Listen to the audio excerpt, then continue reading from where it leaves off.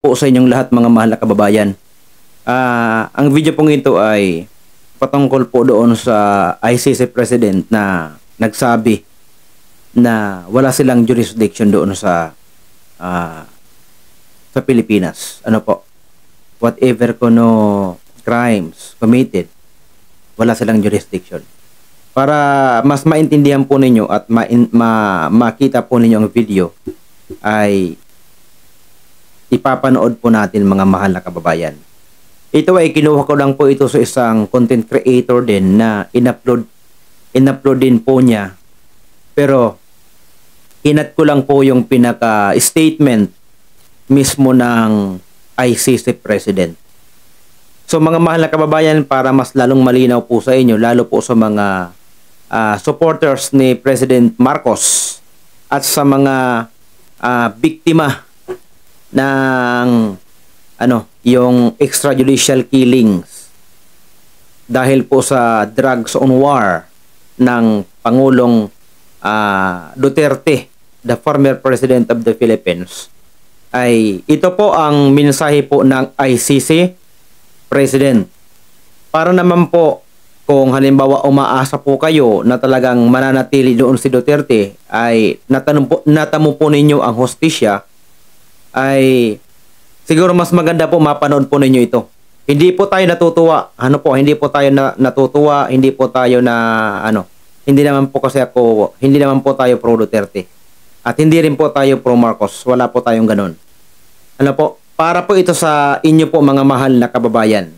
Sana po ay huwag kayong masaktan at huwag din tayong aasa kung ano pa ang huwag tayong umasa.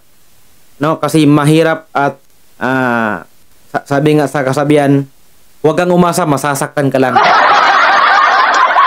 Mahirap kasi ang umaasa tapos masasaktan ka lang. Yung parang lang naman, parang pinagtagpo pero hindi itinadhana. Mahirap ang umasa mga mahal na kababayan. Pero para mas malinaw, panoorin po ninyo mga mahal na kababayan. Same thing I can tell you. For example, if crimes occur on the soil of non-state parties by non-state parties persons, we don't have jurisdiction. Yay! The crime is, unless UN Security Council refer the situation to us. We have the limitation under the Rome Statute, what kind of crimes and what kind of people and the jurisdiction on the territory. So, napanood po ninyo mga mahal na kababayan ang video po natin na kinat natin yun sa isang content creator na nag-upload noon, na yun mismo ang sabi ng ICC President. At marami rin ang nagsabi na talagang as soon as possible, as early as possible, makakalaya po makakauwi ng Pilipinas itong si former President Rodrigo Roa Duterte. Marami din tayong nakikita ng mga uploads na nagsasabi na dahil sa ginawa ng mga DDS ay mahihirapan itong si Marcos. Marcos. Pasensya na. Si Duterte. Pasensya na mga malakababayan, nag-acid reflux tayo. Mahihirapan daw di umano na makalaya itong si Rodrigo Roa Duterte dahil sa ginawa ng mga DDS. Lalo na doon sa ginawang pagsabotahe nila sabotahe ang tawag doon. Hindi naman sabotahe. Ang ginawa nila, yung account noong judge ay pinuno nila ng mga messages, nag-chat sila doon, nag-ano sila. Basta ang dami-dami nilang ginawang hindi naman maganda, nag-message sila doon. Kaya sa ginawa nilang mga DDS daw, yun, nakapag-conclude sila na hindi, mas lalong mahirapan si Duterte na makalaya. Pero dahil sa mensaheng ito ng ICC President, parang maliwanag na po parang hindi natin alam, parang maliwanag na talaga na makakauwi nga si Rodrigo Roa Duterte, ang ating dating Pangulo. So, panoorin po ninyo. Mga mahal na kabayan, di ba panoorin po ninyo uli. Yung tapos intindihin po ninyo ang sinabi ng judge. Ng judge, ng president. Nauutal na tayo, nagkakamali pa. Pasensya na po mga mahal na kababayan. Nag-i-stutter tayo. Meron kasi tayong speech defects. Pero okay lang naman, hindi naman yan hadlang para makamit ang pangarap sa buhay. Ang tao tayo, nagkakamali. Ano po? So, sana ay yung mga umaasa yung mga kababayan natin na umaasa na makukulong talaga si Duterte ng lubusan, wag po muna kayong umasa. Hintayin nyo po muna talagang pinakahatol ng judge at ang pinaka-final decision ng ICC. Yun po ang pinakapayo po natin para para naman talaga sabi nga, wag umasa. At yung nagsasabi rin na makakalabas na si Rodrigo Roa Duterte, ay wag rin kayong mag-conclude mga mahal na kababayan dahil wala pa po ang desisyon. Ika nga, wag magbilang. Sabi nga, wag bilangin daw ang sisiw kapag hindi pa napipisa ang itlog. Mahirap na, nagbilang ka na ang magiging sisiw mo, 10. Kasi 10 ang itlog mo, nagkaroon ng 5 bulok na itlog, ayun. Nasaktan ang mahal na kababayan. Kaya, both sides po, huwag kayong umasa. Ano po? Hintayin lang natin ang tamang desisyon at pagkakataon. Ano po? Malalaman din natin yan kung makakalabas o mananatiling nasa loob, mga mahal na kababayan. Ano po? So, shoutout po sa lahat ng kababayan po natin, lalo na po ng mga tumulong po sa channel po natin.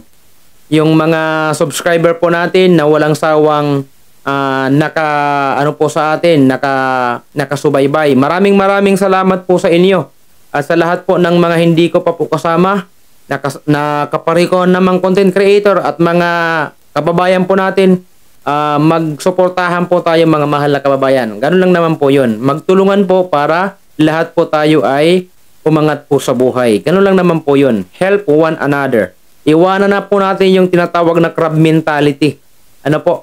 Pangit kasi ang attitude ng Pilipino, yung crab mentality, na kapag may nakikita ang umuunlad na isang kababayan natin, ay hinihila pabalik. Pangit po yun. Hindi naman yun ang turo ng Biblia. Ika nga, magtulungan sa isa't isa para lahat ay masaya. Diba? Dapat magtulungan para masaya. Huwag maghilahan dahil kapag ka naghilahan at pag nahulog, abay, basag. Basag. Opo, basag talaga yun.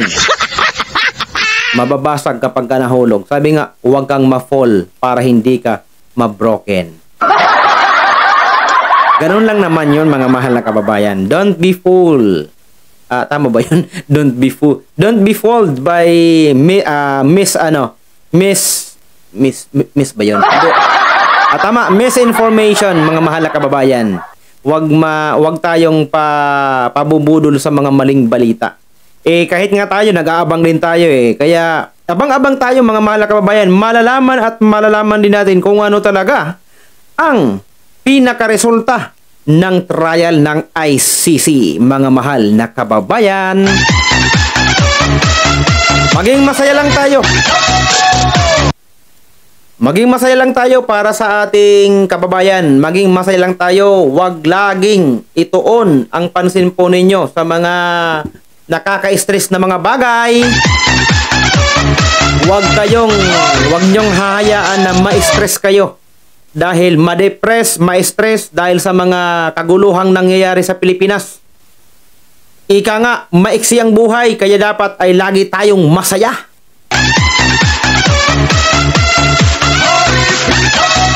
Wala namang masama sa nagsasaya. Huwag ka lang tumawa ng nag-iisa. Baka mapagkamalan ka, mga mahal na kababayan. Mahirap ang nag-iisa tapos tumatawa ka. So, shoutout po sa lahat ng mga kababayan po natin sa Luzon, Visayas at Mindanao. At sa lahat po ng mga kapatid po natin, shoutout po sa inyo, mga mahal na kababayan. Magkaisa po tayo. Lagi tayong manalangin para sa kapayapaan ng Pilipinas. Ipanalangin natin maging ang kapayapaan po sa Pilipinas natin, sa bansa po natin. Ganun po ang ginagawa po namin. Kapag nananalangin, sabay po ang bansa po natin. Na sana, manatili ang kapayapaan, mawala ang kaguluhan, umangat ang bansa natin, lahat magtagumpay, lahat masaya, lahat ng Pilipino, umaangat ang buhay, walang nagugutom. Kaya sana dapat ganun ang magiging natin, na lahat ay masaya, lahat walang gutom, hindi po ba? Walang adik, Kasi kawawa ng magiging susunod na henerasyon kapag dumami na naman itong mga drug users at mga drug addict. Shoutout sa lahat ng mga drug addict, magbagong buhay na po kayo. Wala po kayong patutunguhan dyan. Matutuyo at matutuyo lang ang mga utak nyo ng kakasip-sip ng mga walang kwentang mga elemento na yan. Kung ako sa inyo, iwanan nyo na ang bisyong yan. Wala po yung maibibigay na mabuti po sa buhay po ninyo. Magugulo ang pamilya nyo, magugulo lahat. Walang magandang mangyayari pag ganyan po ang ginagawa lagi po ninyo, mga mahal na kababayan. Hindi po kayo yayaman dyan. Lalo lang po kayong malulugmok sa kahirapan at ang kalusugan nyo, kawawa kayo. Wala pa namang zero subsidy pa naman ang PhilHealth. Naku, kawawa kayo pag nagkasakit kayo, yung mga nag-a-addict dyan, pag nagkasakit kayo, zero pa naman ang PhilHealth. Iwan ko sa inyo. So, itawan na lang natin ang problema. Sabi nga, itawa mo ang iyong problema. So, hanggang dito lang muna at maraming salamat po sa lahat ng nakasuporta po sa atin. Shoutout po sa inyong lahat at mag-ingat po araw-araw.